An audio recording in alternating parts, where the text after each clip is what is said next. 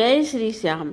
एक ग्रामीण महिला अपने पति की मृत्यु के बाद अपने छोटे बेटे को बहुत ही कष्ट से पाल पोस कर बड़ा करती है। जब वह बड़ा हो जाता है तो शहर में कमाने चला जाता है और वहीं शादी कर लेता है।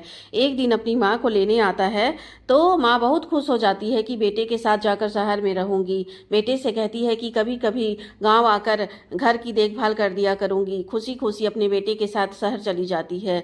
बहू कुछ दिन सास की सेवा करती है और फिर जब सास को तंग करने लगती है तो सास कहती है कि मैं गांव के घर में ही जाकर रहना चाहती हूँ। तो बेटा कहता है कि मैंने उसी समय गांव का घर बेच दिया था। यह सुनते ही माँ मूर्छित हो जाती है, जमीन में बेहोश होकर गिर जाती है। तब बहू कहती है कि अच्छा मौका है, आप इसे ले जाकर वृद्धाश्रम में रखाएं। तब बेटा घबरा जाता है, थोड़ी देर के बाद मान जाता है, माँ को वृद्धाश्रम में ले जाकर रख देता है और वहाँ कहता है कि मुझे सड़क पर बेहोश मिली थी। जब माँ को होश आता है तो वहाँ के लोग यही बताते हैं कि एक व्यक्ति आपको रख गया है, कहा कि आप सड़क पर बेहोश थी।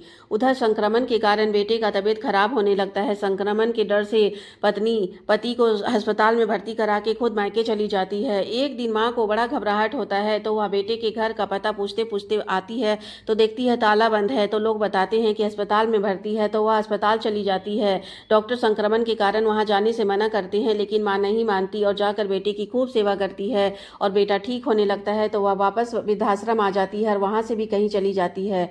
इतने में पत्नी भी आती है तो पति पत्नी को खूब फटकार लगाता है। जब वह ठीक हो जाता है तो वृद्धाश्रम जाता है अपनी माँ को लेने के लिए, तो पता चलता है माँ तो वहां से चली गई है। तब वह पागलों की तरह शहरों में सड़कों पर माँ को ढूंढता फिरता है, लेकिन माँ नहीं मिलती है।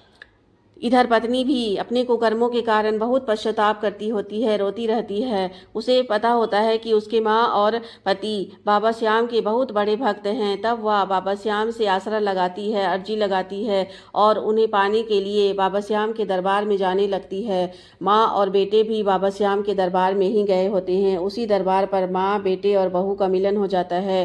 बेटे और बहू का पश्चाताप के आंसू देखकर माँ पिघल जाती है और दोनों को माफ कर देती है और कह उठती है, हारे का सहारा खाटू के श्याम बाबा।